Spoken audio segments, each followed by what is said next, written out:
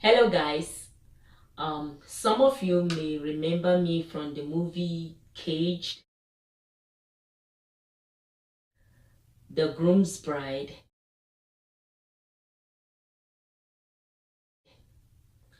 Governor's Gift, The Game, and maybe several other movies I did in the past.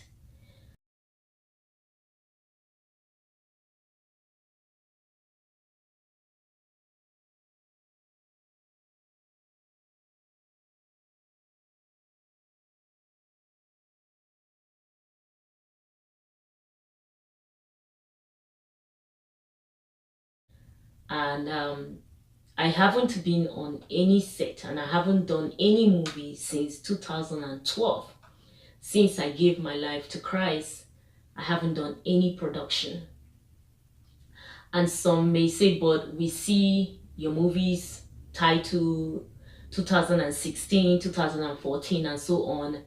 The truth is that marketers, they rebrand these movies to make money, and so they can rebrand it, change the name, add a little bit scene, a different kind of scene here and there, and put the movie back out there. Also, some movies that one may have done long ago can finally be edited and put out in a recent time. But I haven't been on any movie set since 2012. Since my encounter, I haven't shot any movie. So the reason why I'm doing this video is to basically discuss with you why I left Nollywood, why I'm no longer doing movie for now, especially non-Christian movies. So I was in Ghana at the time. I was shooting several movies, I was writing script, I was doing different things. And at this point, I've been in a hotel for about 8 months. Yeah, I've lived in a hotel about 8 months. Basically, I had no life. It was a very lonely life, and I was in a hotel day and night, just writing script, go out here and there.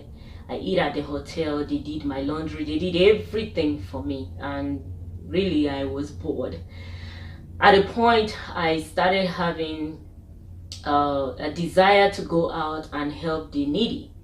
I began to ask some of the people on set, some of the producers, like, where can I go to care for the elderly or the homeless, and they would look at me kind of strange, like, what kind of questions are these? We're gonna go on set by Monday.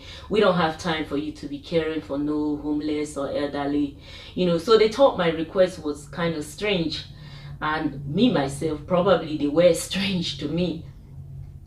After that, I started having strange dreams. But it was unlike any other dream I've ever experienced. They were definitely different kind of dreams. And I started praying. I really didn't understand much. I was religious. I went to church here and there. But pertaining to the spiritual stuff, I don't think I had a lot of understanding. So we shot a lot of movies, and I started basically desiring to return back to US, to return back to Houston, so that I can change my wardrobe. It was a very strong desire, and I started telling the production people that I need to go back to US. Of course, they were against it. They are like, no, by Monday we need to be on set, we need to start a new production. And I was basically I insisted. I said I needed a new wardrobe. I wanted to wear the latest fashion for the movies, and I really wanted to return back to US to do some shopping. So eventually they agreed. So I took off from Ghana, came to Houston, and I basically went on a shopping spree. I went to the Galleria, Houston Galleria, West Oaks Mall, anywhere there was mall, pretty much I was there. I did a lot of shopping because I was thinking of the clothes I would wear in the production, in the movies that I was going to return back to shoot.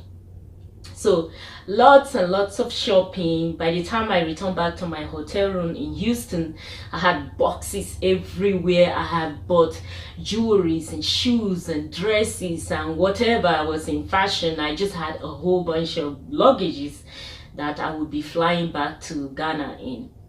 I bought clothes for the producer. I bought things for almost, anybody that can come to mind. I shopped for them, and I was so happy and I was so content, and I couldn't wait to return back, for the second half of the production. At this point, I think I've shot like 4 or 5 movies. I was excited. Then the night before I was to return to Ghana, I woke up at around 1 or 2 a.m. I don't remember the exact time, but basically I woke up from sleep and my life was leaving my body. I was basically struggling for my life, and I started praying, but my prayers were empty. It was like I was wasting my time. I quickly grabbed the phone. I called my sister in Nigeria, whom I knew she was born again. She was the only family member that I knew for sure was born again. She was just not, she wasn't just a churchgoer. So I called her and I like, pray for me, pray for me, pray for me. She's like, what's going on? I'm like, I don't know, but I'm losing my life. Pray for me. So she started praying for me, and whatever it was started calming down. And after she finished praying for me, a lot of other things happened that I will not be able to share, but I heard the voice of the Lord saying, either 4 or 5 is enough. Go to your sister. And I didn't know what that meant. It took me a while to realize that I had shot about 4 or 5 movies in Ghana, and that's what he meant by it's enough. Go to your sister. So the next day I got up, I went to my primary care doctor, I went to Houston Medical Center. I went to have me checked out, what's going on with me. And the result came out that I was fine. All the blood tests, all the blood works, it's like, you're fine, there's nothing wrong with you. So I was very confused. And I stayed back in Houston a little bit longer. I actually missed my flight. I didn't travel that day because of the confusion and all that was going on. I just didn't understand. So I stayed back at night. Whatever it was, that was. And I will remember the voice that said, 4 or 5 is enough. Go to your sister. And I didn't have any intention, by the way. My sister was in Abuja and I was to return back to Ghana. So I had no intention of going to my sister in Abuja. So I just basically, I continued to delay in Houston. The Ghana production crew started calling me, what's going on? You're supposed to be back. Why are you delaying? We need to get on set. And me, myself, my health, everything, I don't understand what's happening. I went to a pastor in Houston. I explained to the pastor and he said, well, go and pray. God will speak to you. So eventually this thing continued for about 2-3 days in Houston. I spoke with one of my uncle. At the time, I eventually left the hotel and went to his house to stay because I couldn't be by myself. So my uncle now advised me that, look, if the voice of the Lord is telling me to go to my sister, then it's best I go to my sister.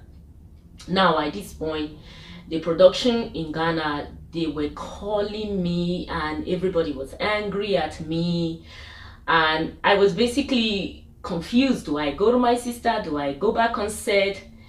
Eventually I ended up in Ghana. I didn't go to my sister, and I couldn't shoot any movie because I got worse.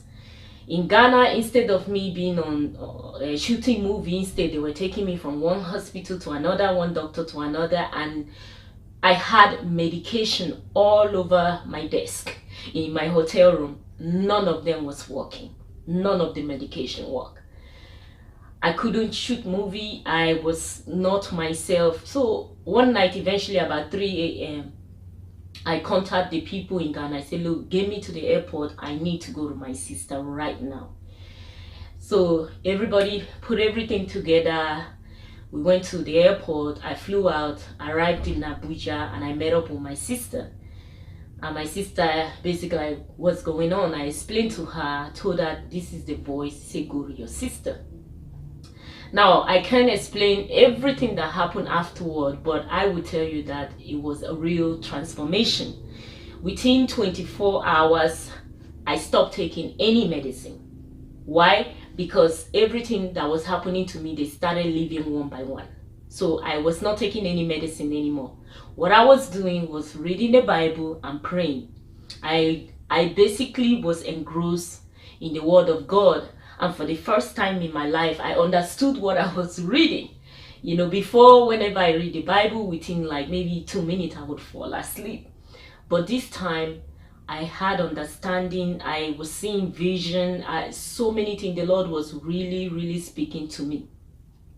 And within the next basically 6 months, I spent 6 months in Nigeria. I was totally transformed. I was reading my Bible, going to the church with my sister, and I had a lot of time to think about my life, to apply what the Lord was showing me to my life. And He really opened my eyes to show me the lifestyle I was living was going to take me straight to hellfire. The production and all these movies I was doing, they were not glorifying His name. And I learned so much. When I returned back to Houston, I was a totally different person. I changed my phone number, my address, everything. The car that I drove, the transformation was day and night. Everything was different.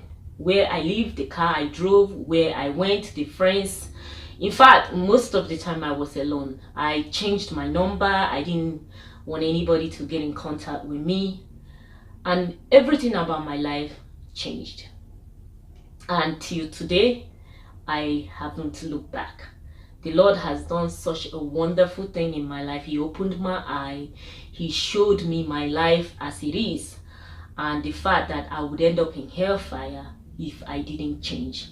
And I am so grateful for what God did for me. And this is one of the reasons that I have opened a social media to share my experience with the young, with the old, and to warn the people that hellfire is real and that you need to give your life to Christ. There were so many things that I learned, and I'm still learning. One of the lessons I will never forget was the night after I did all my shopping and I had my heart desire and I bought everything I wanted. And that night reminded me of the story in the Bible, the parable of the rich fool, when God say, your soul is required of you tonight, and whom will all these things belong to?